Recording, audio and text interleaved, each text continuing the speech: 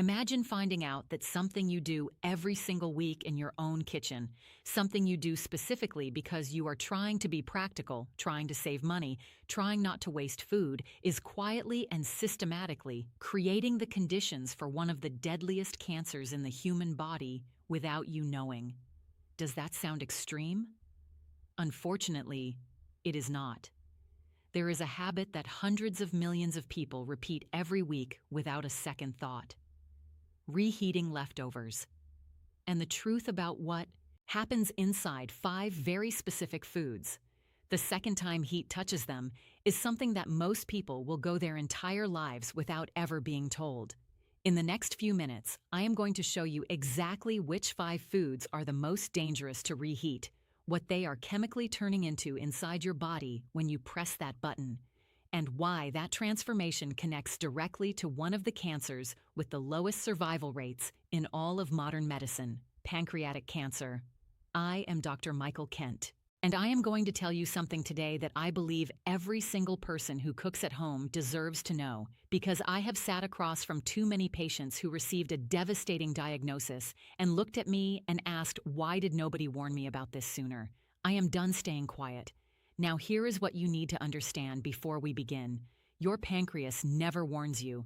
It does not hurt when it is being damaged. It does not swell. It does not send you a signal while the damage is quietly building up inside it across months and years of the wrong daily habits. By the time you feel something wrong enough to go to a doctor, the cancer has, in the overwhelming majority of cases, already spread beyond the point where anything meaningful can be done. The 5-year survival rate is under 12%. 12%. That number is why every single thing I am about to show you matters so much, because at least 3 of these 5 foods are sitting in your refrigerator right now at this exact moment, waiting to be reheated tonight. Let's start with the one that I guarantee is going to shock you the most, because it is something the entire health and wellness world has been pushing you to eat more of for the past 20 years. Think about those crispy golden fries left over from last night, the ones you covered and told yourself you would finish tomorrow. That fried chicken you wrapped carefully in foil because it felt like a waste to throw it away. That leftover spring roll sitting in the corner of your fridge. What do you do the next day? You probably toss it in the microwave, or even worse, you heat a little fresh oil in the pan to crisp it up again. It is exactly at that moment that you activate a chemical process inside that food that your pancreas has almost no defense against. And here is the part that almost nobody tells you. Cooking oils, specifically the ones most people have on their kitchen shelf right now, sunflower oil, corn oil, soybean oil, these are highly unstable under heat. When you heat them a second time, they undergo deep oxidative breakdown, and that process generates a class of toxic compounds called aldehydes. The 2 most dangerous ones have names you probably cannot pronounce: 4-hydroxynonylmalondihyde. But you do not need to remember the names. You just need to understand what they do to your body. Free radicals released from reheated oil are like hundreds of sparks flying off an out-of-control fire. Each one small, flying randomly in every direction, landing on your healthy cells, destroying them from the inside, including the DNA that tells each cell how to grow, when to stop, and when to die the way it is supposed to. When that code is corrupted enough times, the cell stops following instructions. It starts multiplying when it should not. That is how cancer begins. And here is what is terrifying. Your pancreas is one of the most vulnerable organs to this specific type of attack. When you eat food loaded with these aldehyde compounds, your body triggers a full inflammatory response to try to contain the damage. But if you are eating reheated fried food multiple times a week, and I want you to stop right now and honestly think about this. How many times did you reheat something fried just this week? Comment that number below, because here is what that habit is doing to your body every single time. Your body never gets to turn that inflammatory response off. A permanently inflamed pancreas is a pancreas trying to do delicate precision work inside a burning building. Every enzyme it tries to produce, every signal it tries to send, every cell it tries to protect, all happening in a chemical war zone it was never designed to survive in. Eventually, it cannot keep up, and when it stops keeping up, you do not get a warning. You just get a diagnosis. You might be feeling signs of this right now as you watch this and have been completely explaining them away. A dull heaviness in your upper abdomen after meals you keep dismissing as overeating. An unexplained fatigue that sets in specifically after you eat that you blame on a long day. A vague discomfort just below your ribs that comes and goes. And you have been calling poor digestion. It might not be poor digestion. So, how do you protect yourself? First rule, absolutely non-negotiable. Never reheat fried food in oil. Not fresh oil, not the same oil. Never. Use a dry oven at 180 degrees or an air fryer. Dry heat brings back the texture without a single drop of new chemical damage. Second rule, frying oil is single-use only. Fry today, throw it away today. Because that comparison, a bottle of oil versus not getting pancreatic cancer, that is the actual choice you are making every single week without even knowing you are making it. Now get ready because the second food on this list is going to surprise you far more than the first one did. I know this because it is something I myself have recommended to patients for years, something that appears on every superfoods list ever written, something that every nutrition expert on the planet calls one of the healthiest foods you can eat, and when you reheat it, it turns into something it absolutely should not. Picture Sunday. Evening, you cook a beautiful pan of sautéed spinach with garlic and olive oil. Deep green, wilted perfectly. You feel genuinely good about yourself. You are being healthy. You are eating your greens. You are doing exactly what you are supposed to do.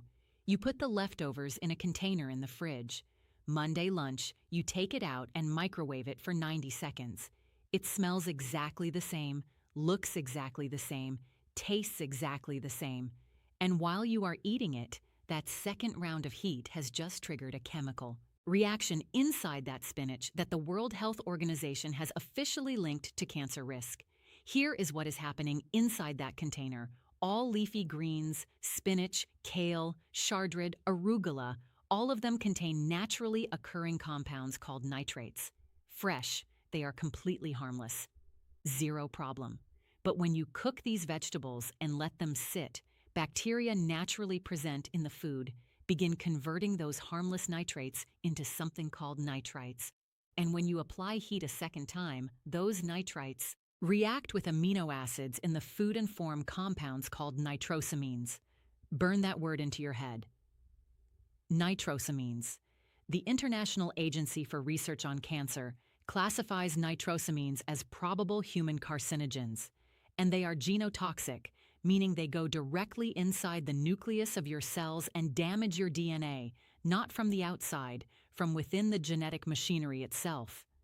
Think of your DNA as the master blueprint your body uses to build and repair everything. Nitrosamines are like someone breaking into the blueprint room every few days and quietly changing one measurement, erasing one instruction. Your repair systems catch most of it, but not all of it. Over months and years of repeated exposure, the accumulated corruptions in that blueprint start producing cells that do not behave the way they should. And here is what is terrifying about your pancreas specifically.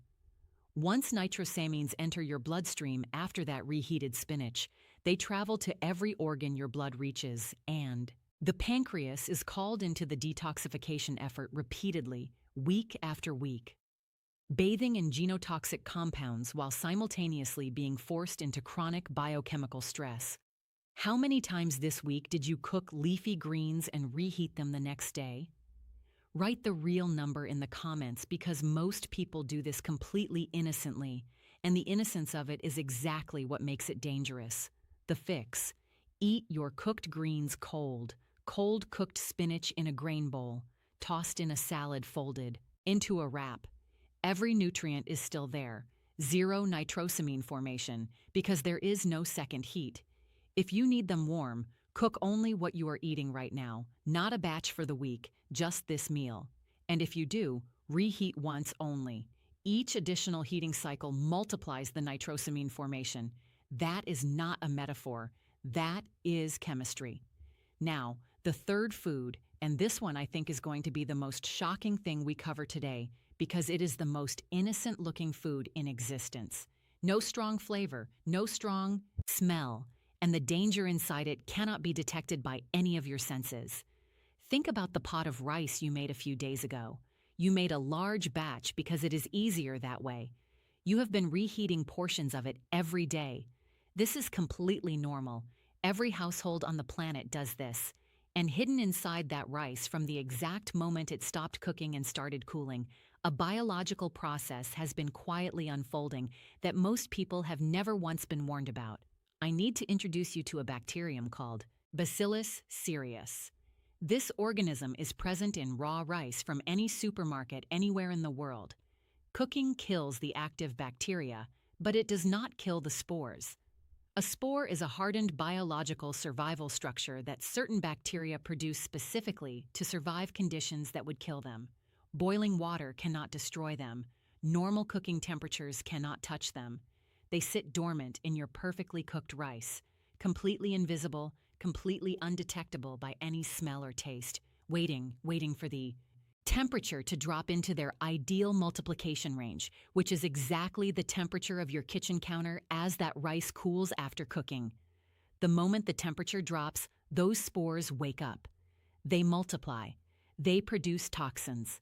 And here is the detail that matters most. One of those toxins is heat stable. When you microwave that rice the next day, you kill the live bacteria. But the toxin they already produced while they were multiplying, your microwave does not touch it. It survives the reheating completely intact and enters your body in full working order. Think of it like this.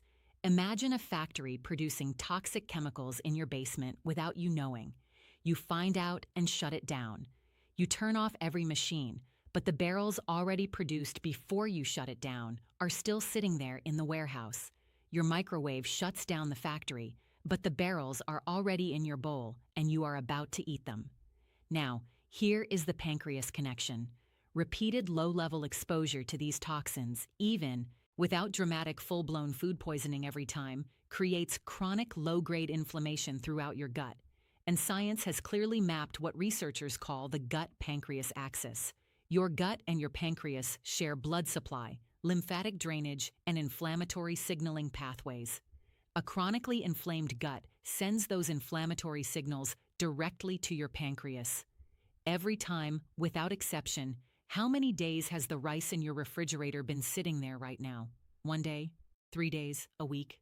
Comment the real number, because that number tells you exactly how much risk you have been quietly accepting. The fix: cool cooked rice within 1 hour of cooking. Spread it wide and shallow, not piled deep.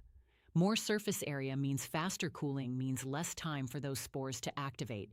Eat it within 24 hours. Reheat it fully until steaming hot throughout, then eat it completely. Do not put it back in the fridge after reheating once. These are not complicated rules. They are just rules most people have simply never been told.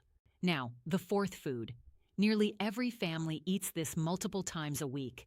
And the danger here comes from a specific feature of one very common kitchen appliance that creates invisible pockets inside food that look perfectly safe from the outside. You made roasted chicken thighs last night, golden, perfectly cooked all the way through. You saved them in a container in the fridge. Today at lunch, you put 2 pieces on a plate, microwave them for 2 minutes, touch the outside, it feels hot, and you eat. This is a completely normal Tuesday in millions of homes. And the way that reheating happened, microwave, 2 minutes, touch check on the outside, is exactly where the danger lives. Here is something most people do not know. A microwave does not heat food the way an oven does. It excites water molecules inside the food to generate heat. But different parts of the same piece of chicken have different water content, different density, different fat distribution. Some parts reach temperatures that kill bacteria. Other parts, just centimeters away, stay at exactly the temperature where bacteria not only survive, but actively multiply. These are called cold spots. You cannot see them. You cannot feel them from the outside. The outside can be scorching hot, while the center is sitting at the precise temperature that dangerous bacteria prefer.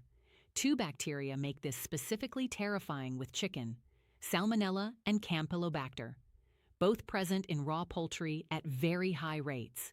Proper initial cooking eliminates them, but recontamination after cooking is entirely possible on your hands, on the counter, on utensils. And those cold spots in your microwave reheated chicken are warm, moist, protein-rich environments, not death zones for bacteria. Incubators. A salmonella infection is not a mild afternoon of discomfort. It is a systemic biological event. High fever, violent cramping, sustained vomiting, and diarrhea. Your entire immune system mobilized for war. And while that war is happening in your gut, your pancreas is not watching from the sidelines. It is pulled into inflammatory response every single time. And here is what concerns me most as a doctor. Full dramatic poisoning is not the only way this damages you. Repeated low doses too small to knock you completely down, but enough to keep your gut in a state of low-grade chronic inflammation. Those are the exposures that accumulate quietly over years into conditions your pancreas simply cannot escape.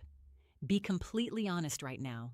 When you reheat chicken, do you verify it is steaming hot all the way through, the thickest part, or do you touch the outside and assume the inside matches? That gap between assumption and reality is exactly where salmonella lives.